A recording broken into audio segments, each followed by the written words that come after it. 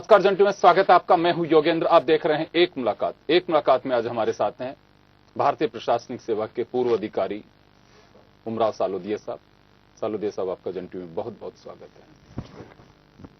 सालोदिया साहब, आप का रिटायरमेंट हाल ही में आपने वीआरएस के लिए भी किया था, जो लास्ट डे ऑफ ईयर था 31 दिसंबर को जी। और उसी दिन आपने धर्म परिवर्तन के लिए भी मीडिया के सामने आपने खुल करके बात कही जी।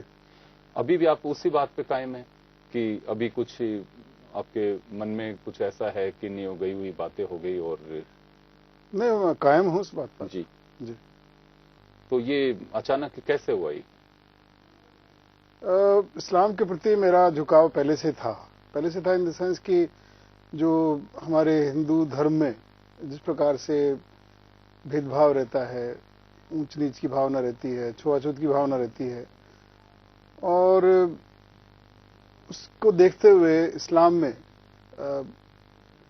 एक बड़ा अच्छा लगता है कि जब नमाज पढ़ते हैं तो एक ही जगह बड़े से बड़ा अधिकारी, जैसे तुर्की में एक बार देखा कि वहाँ आम आदमी भी वहीं नमाज पढ़ता है, तो तुर्की की जो प्राइम मिनिस्टर है वो भी वहीं नमाज पढ़ते हैं, तो साथ ही पढ़ते हैं। तो एक तरह की उसमें जो एक ईश्वर को मानने की बात थी, और ये मानते हैं इस्लाम में कि एक ही अल्लाह है और एक ही रसूल है, और उसकी ही जो निर्विकार रूप से जो की जो इबादत करते हैं, वो मुझे बड़ी टच की। और इस्लाम एक तरह से पूरे विश्व में फैला हुआ है और उसकी जो कई अच्छी बातें हैं वो उनसे मैं पहले प्रभावित था, और उसको ही देखते हुए मैंने ये इस्लाम धर्म कबूल किया था। जी सालोदिया साहब, लेकिन आपके सामने तो ऑप्शंस बहुत सारे थे। जैनिज्म आइडियोलॉजी भी ले सकते थे, बौद्ध भी ले सकते थे, सिख भी ले सकते थे, क्रिश्चियन भी बन सकते थे।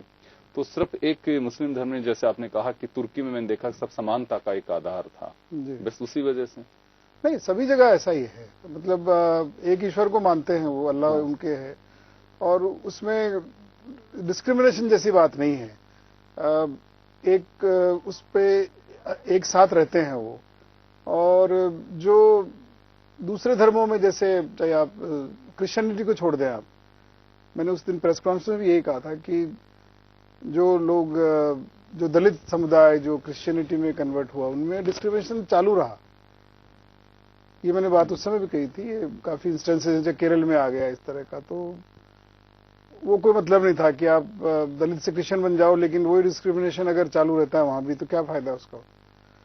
और बुद्धिज्म है, चाहे आपका जैनिज्म है या सिखिज्म है, ये भी एक हिंदू धर्म के ही एक्सटेंशन है एक तरह से। दूसरे ही उनके संप्रदाय मान सकते हैं उनको, हम उन्हीं का एक्सटेंशन में मानता हूं। तो इसलिए फिर मैंने सोचा कि इस्लाम ही सबसे ठीक है मेरे लिए, क्योंकि अभी दोनों धर्मों को फॉलो कर रहे हैं कि आप? नहीं, मैं अभी केवल इस्लाम ही फॉलो कर रहा हूँ। हाँ।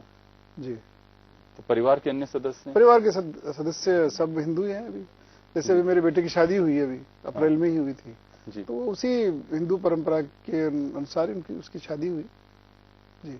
आपने केवल बस इंडिविजुअली उमराव सालोदिया जी ने उमराव सालोदिया खान हो गया। अच्छा, आप लिखते हैं जी। तो एक तरह से ये माना जा सकता है अपने एक व्यवस्था से जो हिंदू धर्म की है, उससे आपको एक आघात लगा, ठेस लगी, आपको अच्छा नहीं लगा कि यहाँ पे भेदभाव, ऊंच नीच, जाति पाति, ये सब चीजें हैं? हाँ, ऐसा आदमी कई बार ऐसा होता है योगेंद्र जी की, आदमी घुटता रहता है। हाँ। और वो सोचता रहता है कि क्या करूं, क्या ऐसा कुछ करूं कि उससे बाहर आ जाऊं। एक तरह से वही एक प्रतिक्रिया ही माने आप इसको जी। कि एक ऐसे उच्च प्रशासनिक पद पर रहते हुए भी अगर वही डिस्क्रिमिनेशन, वही टारगेटिंग अगर वही रहती है, मैं किसी पर्टिकुलर सरकार को, किसी पर्टिकुलर आदमी को मैं उसके लिए जिम्मेदार नहीं मानता। लेकिन एक जो ओवरऑल समाज में जो फैला हुआ है, तो उसके प्रति मेरा जो एक तरह से प्रतिक्रिया ही माने ऐसे कि मुझे ऐसा लगा कि ये एक रास्ता हो सकता है कि इससे कम से कम दूर जाऊं। जी सालोदिया साहब, लेकिन आप जैसे एक वरिष्ठ व्यक्ति जो एक इतने एसीएस से आपका रिटायरमेंट हुआ है जी, कुछ मैसेज लगा आपको कि एक आपकी नाराजगी रही या एक, क्योंकि हर आदमी एक मैसेज देने की कोशिश भी करता है कि मेरा इसका अगर मान लो आपने कहीं कोई भुगता है तो दूसरे लोगों पर इसका असर नहीं पड़े, या कहीं किसी को समझ आए जिन लोगों से आप परेशान होकर के आपने इस्लाम कबूल किया, या फिर कहें कि आपने वीआरएस लिया।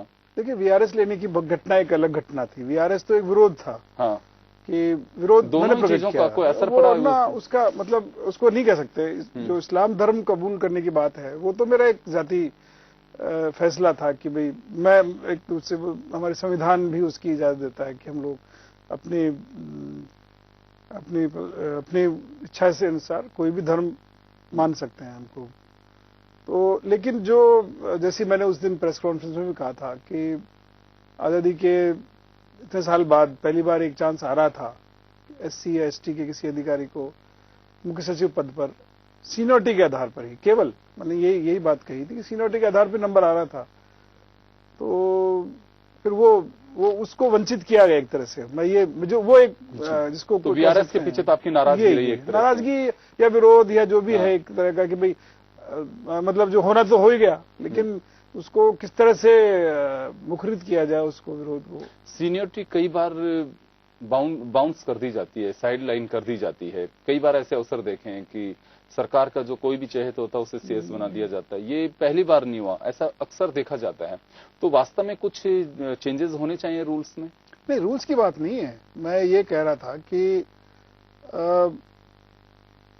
पहली बार मौका आया था। देखिए, ये बात बिल्कुल स्पष्ट रहती है कि कोई भी, जैसे किसी भी फील्ड में आता आदमी, अगर आईएएस बनता है तो उसकी इच्छा होती है कि भाई चीफ सेक्रेटरी के रूप में रिटायर हो। ठीक है, मन की इच्छा होती है।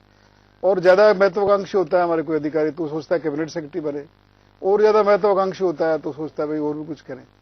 लेकिन चीफ सेक्रेटरी बनने की एक आम ख्वाहिश रहती है कि भाई, और जो आदमी सीनियरिटी के आधार पे बनने का चांस आता है, जिसका, जैसे मैं था, मैं सबसे छोटा था अपने बैच में, तो मुझे लगता था कि भाई सीनियरिटी से आ जाएगा नंबर, तो उसको एक महत्वाकांक्षा ज्यादा बढ़ती। एक तो होता है आदमी 25 साल की सीनियरिटी, 25 साल की उम्र में आईएएस में आए, एक 22 साल की उम्र में आए, तो एक चांस होता है, आदमी सोचता है कि यार आना चाहिए। और फिर देखिए, फिर मैं कह रहा हूँ, ये मेरा वो भी जो वीआरएस लेने का जो निर्णय था वो मेरा जातीय निर्णय था। मुझे लगा कि ये मेरे साथ तो हो गया है ये, लेकिन एक तरह से अपना विरोध तो दर्ज कराया जाए कि भाई ये आजादी के बाद में पहली बार एक अधिकारी के इस वर्ग से चांस आ रहा था, तो उसको वंचित किया गया। इस विरोध से मैंने वीआरएस लिया। जी, चाहता तो इस्तीफा भी दे सकता था, लेकिन इस्तीफा देने से कई बातें आती हैं कि भाई आपकी पेंशन नहीं मिलती है, आपको कई फाइनेंशियल नुकसान होते हैं उसके अंदर। वो मैंने नहीं किया, और ये मुझे लगा कि कर देना चाहिए। कितना टाइम बाकी सर्विस में था? 6 महीने थे उसमें, 6 महीने बाकी थे। तो इसका कोई अधिकारियों में कोई चर्चा रही कि वास्तव में सीनियरिटी को तोड़ना गलत है और सरकार को देखना चाहिए, अब की बार नहीं तो आगे?